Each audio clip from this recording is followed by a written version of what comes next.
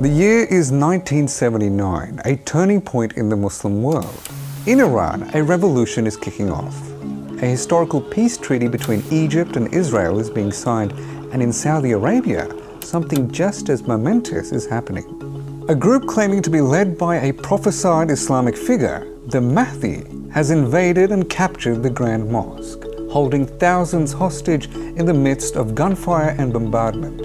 This event would reshape the government and send ripples across the globe. The siege began with a group known as Al-Jama al-Salafiyya al-Mutassiba, or simply JSM. The rebels declared the arrival of the Mahdi, a prophesied Islamic figure, and demanded to overthrow the Saudi government. Confusion and outrage spread throughout the Muslim world as the siege continued, with international accusations flying. The Saudis, restricted by religious limitations on violence within the mosque, eventually used French aid and tear gas to retake the holy site at the cost of many lives. But we should rewind a bit and meet Juhayman al-Utaybi, the mastermind of the siege. He came from an influential family. His grandfather, Sultan bin Bajad al-Utaybi, played a big part in uniting Saudi Arabia.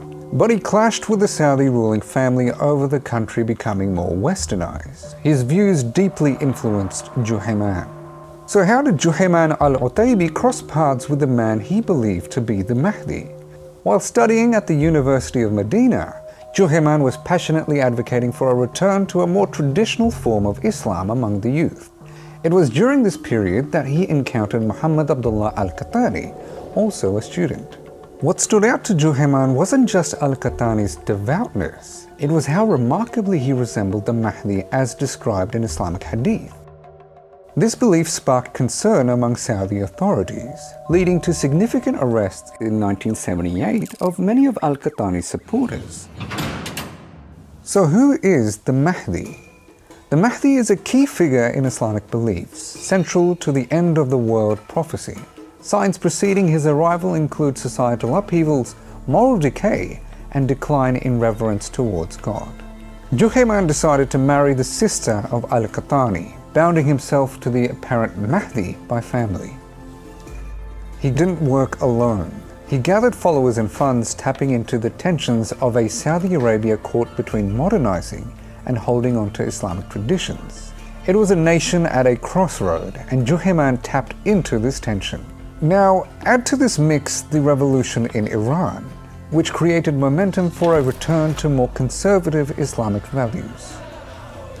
Juhayman leveraged his status as a member of a prominent Saudi family. He presented himself as a religious reformer, advocating for a strict interpretation of Islam to those who were dissatisfied with the Saudi government's policies. In their recruitment efforts, Juhayman and his followers spread their messages through mosques, study groups, and other religious gatherings, while also spreading propaganda to attract support.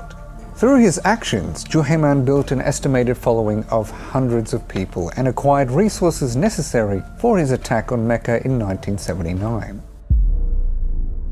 So let's move on to the siege.